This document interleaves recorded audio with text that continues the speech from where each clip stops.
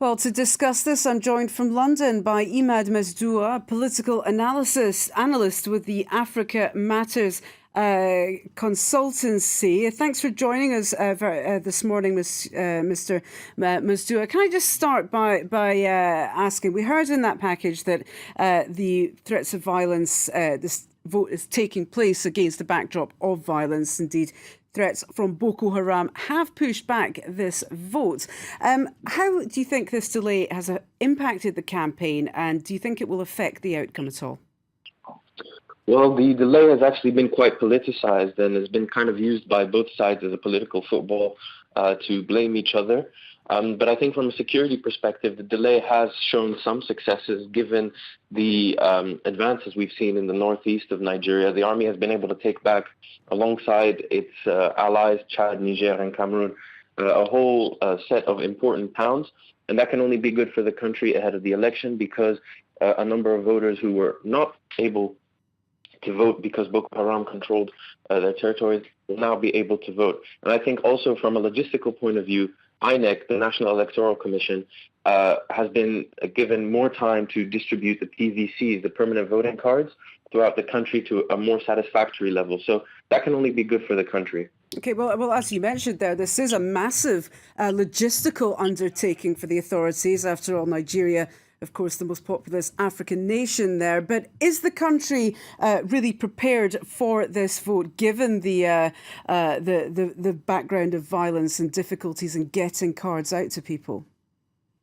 Well, I think it is because there's a high level of anticipation around the vote. And I think campaigns have lasted for so long now that people just want to vote. They're anxious to vote. I think there are bound to be problems regarding security in some areas and logistical problems for a number of reasons. First of all, we're talking about an election where you have around, I'm extrapolating, around 70 million potential voters. And that, from a logistical point of view, is a nightmare for any country.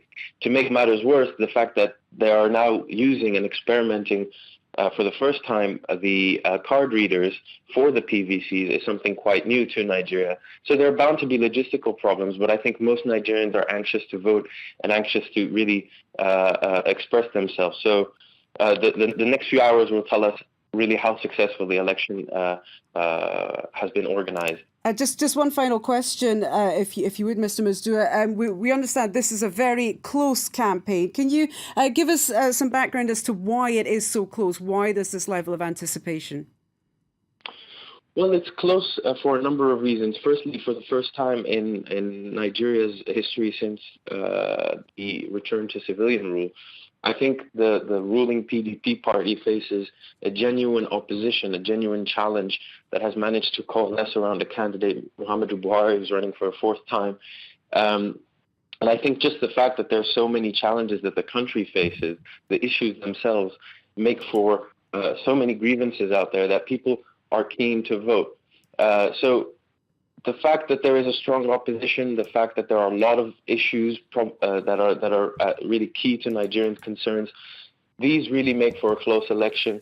And I think no one is really able to predict it at the time being. Most polls are putting both of them neck to neck. So it's a very, very, very close election.